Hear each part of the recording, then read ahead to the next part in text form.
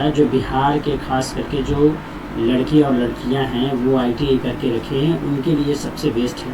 आप लोगों को सारा चीज़ पता होगा कि इसमें जो क्राइटेरिया रखी गई है वो लड़कियां लोग के लिए 32% है, मतलब 32 मार्क्स लाना है, पासिंग मार्क्स है मिनिमम, लेकिन आप स्कोरिंग अच्छा से करने की कोशिश करेंगे।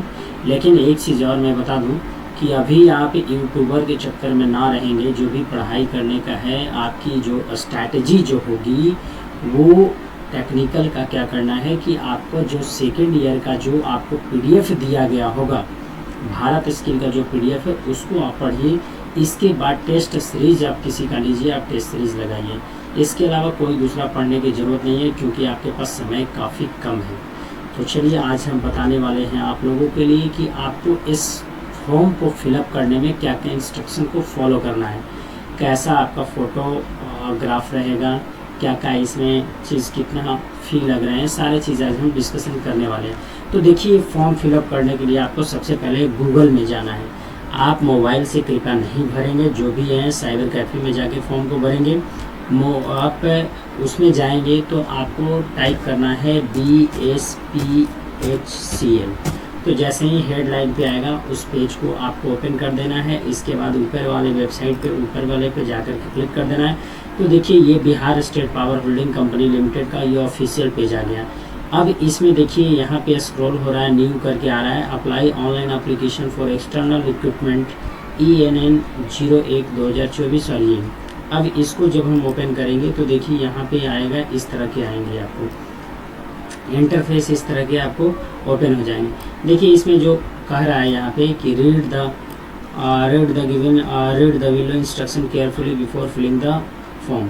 देखिए इसमें आपको पहले ही बता दिया गया था कि एडिट का ऑप्शन नहीं आएगा। सावधानी पूर्वक से फॉर्म भरेंगे आप लोग, और जब भी फॉर्म को भर रहे हैं तो आप भी केयरफुल होकर के आप लोग ध्यान से देखोगे, और सबमिट से पहले एक बार ज़रूर वेरिफिकेशन कर लेना, नहीं तो सबमिट हो जाने के बाद एडिट का ऑप्शन नहीं आएगा। देखो यहाँ पे बोला है candidate will receive the user ID and password on the registered email ID।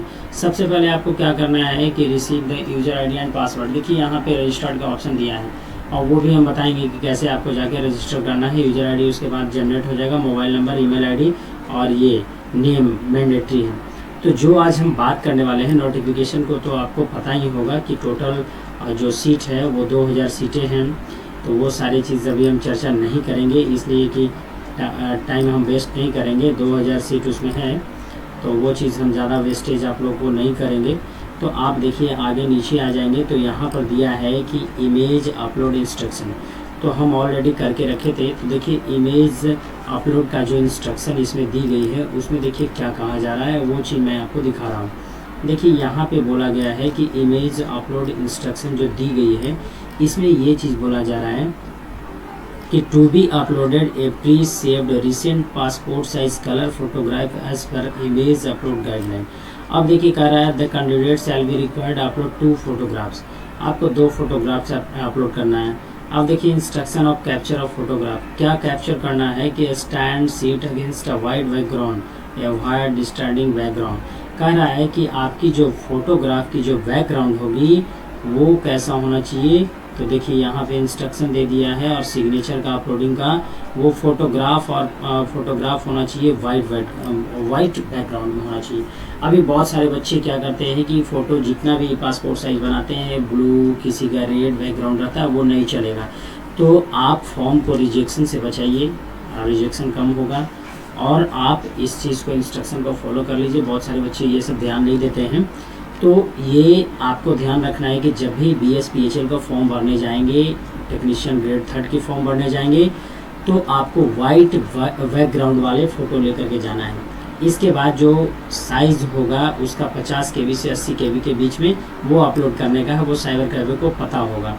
इसके बाद स्कैनर का DPI दिया है कि 200 DPI में दिया है, ये सारी चीज़ उनका है, ये आपका प्रॉब्लम नहीं है। अब देखिए कि डॉक्यूमेंट्स भी अपलोड करना है और सर्टिफिकेट भी अपलोड करना है। ये चीज़ थी मेनली जो मेरे को बताना इम्पोर्टेंट लगा कि बच्चे बहुत सारे फ़ोटो में अपलोड कर देते हैं। इसके अलावा भी बहुत सारी चीज़ें हैं जो यहाँ पर दी गई है। देखिए यहाँ पर दी गई है कि आप, अब मैं बता रहा हूँ कि देखिए यहाँ पे स्टार्टिंग जो डेट दी गई है, आप देख रहे होंगे इसकी स्टार्टिंग डेट आपको यहाँ पर दिख रही होगी कि 20 जून 2024 से स्टार्ट हो गया है और इसकी लास्ट डेट है जो 19 जुलाई 2024 तक रहने वाली है। अब देखिए कि ये क्या करना है कि इसमें जो आपको रजिस्ट्रेशन कैसे करना है, तो यहाँ पर सबसे पहले रजिस्टर्ड में जाना है। रजिस्टर पर जाएंगे तो एक नया इंटरफेस ओपन होगा और यहाँ पे जब जाएंगे तो देखिए इस टाइप से ओपन आपको हो रहा है, जिसमें इंस्ट्रक्शन भी शो करेगा, इंस्ट्रक्शन भी आपको दिखेंगे। देखिए ये जब भी होंगे तो मोबाइल में नहीं वो दिख रहा है। देखिए यहाँ पे पर्सनल डाटा में we respect your privacy and shall be only collect for the personal information. देखिए कह रहा है कि एप्लीकेशन अभी जो आपका रजिस्ट्रेशन के समय में ओनली एप्लीकेशन का नेम लिया जाएगा, डेट ऑफ बर्थ लिया जाएगा, मोबाइल नंबर और ईमेल आईडी लिया जाएगा। इसके बाद आपको एग्री करना है। जैसे ही एग्री करते हैं तो नीचे में देखिए यहाँ पे कैंडिडेट का फर्स्ट नेम आ गया, मतलब जैसे किसी का नाम है राहुल कुमार तो राहुल यहाँ पे फर्स्ट नेम में आएगा, कुमार आ जाएगा आपका लास्ट नेम में आ जाएगा, ठीक है। इसके बाद आपको यहाँ पे कह रहा है कि have you ever change name, आपने कभी मैट्रिक में नाम चेंज किया है तो यस करना है, अन्यथा नो करना है। इसके बाद डेट ऑफ बर्थ डालना है, डेट ऑफ बर्थ रहना चाहिए जो 31/3/2024 तक काउंट किए जाएंगे। इसके बाद यहाँ पे जेंडर सेलेक्ट कर लेना है आपको। इसके बाद मोबाइल नंबर डालना है, इसके बाद ईमेल आईडी डालना है। जैसे ही आप जनरेट ओटीपी करेंगे जनरेट हो जाएगा, उसके बाद यूजर आईडी आपको पासवर्ड मिल जाएंगे। उसके बाद आपको वापस से क्या करना है कि लॉगिन करना है। तो जैसे ही लॉगिन आप करेंगे तो देखिए इस टाइप से पेज ओपन होंगे, तो ये लॉगिन का पेज ओपन होगा। तो यहाँ से लॉगिन करेंगे तो फॉर्म आपका स्टेप बाय स्टेप ओपन हो जाएंगे। तो ये आपको ध्यान देने वाली बात है, आपको ध्यान देना है, इस चीज़ों को आपको ध्यान में रखनी है कि फ़ोटो का जो भी होगा, एक बार मैं फिर से बता दे रहा हूँ, फ़ोटो जो भी होगा उसकी बैकग्राउंड होगा वो वाइट बैकग्राउंड में लेना है आपको। इसलिए जो भी फॉर्म बच्चे एनसीएल का भी मैंने जिक्र किया था कि जो बच्चे हैं एसडीओ लेवल का भी किन्हीं का है वो भी चलेगा एनसीएल। जो ईडब्ल्यूएस वाले कैंडिडेट बच्चे थे वो ईडब्ल्यूएस बना लेंगे अपना कैटेगरी वगैरह में, तो उनका बेनिफिट मिलेगा ही मिलेगा। तो चलिए आज के लिए इतना ही। फिर आप लोग सभी लोग फॉर्म भरिए और अच्छे ढंग से आप लोग तैयारी कीजिए। 2 से 3 महीना आप लोग का प्रिपरेशन के लिए टाइम दिया गया है और ये टाइमली एग्ज़ाम होता है।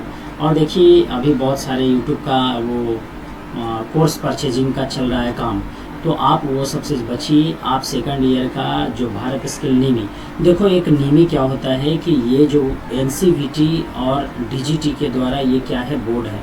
जिस तरह से आप गवर्नमेंट जनरल कॉम्पिटिशन की वैकेंसी में आप देखते होंगे एनसीईआरटी की बुक आती है, उसी तरह से टेक्निकल लेवल की बुक के लिए वो नीमी को ऑथराइज की गई है। नीमी जो कि गवर्नमेंट ऑफ इंडिया की है, वहीं से बुक पब्लिश होती है। तो उस बुक को पढ़ेंगे, टेक्निकल जितनी भी एग्ज़ाम होती है वहीं से कराई जाती है। तो आप उस बुक को फॉलो कीजिए। आप अगर नहीं वहाँ पे आ रहा है तो भारत स्किल या नीमी मॉक टेस्ट आप लोग डाउनलोड कर लीजिए। मोबाइल एप्लीकेशन प्ले स्टोर में जाएंगे तो नीमी मॉक टेस्ट डाउनलोड कर लीजिए। उसमें अपना ITA वाला रोल नंबर डाल करके रजिस्ट्रेशन जैसे ही करेंगे उसमें टेस्ट सीरीज आ गया, वो गवर्नमेंट ऑफ इंडिया के द्वारा होता है। और लगभग क्वेश्चन पिछले बार जो बच्चे पढ़े थे उसमें से ही जा कर के वो सक्सेस हो गए। तो आपको भी इन चीज़ों को ध्यान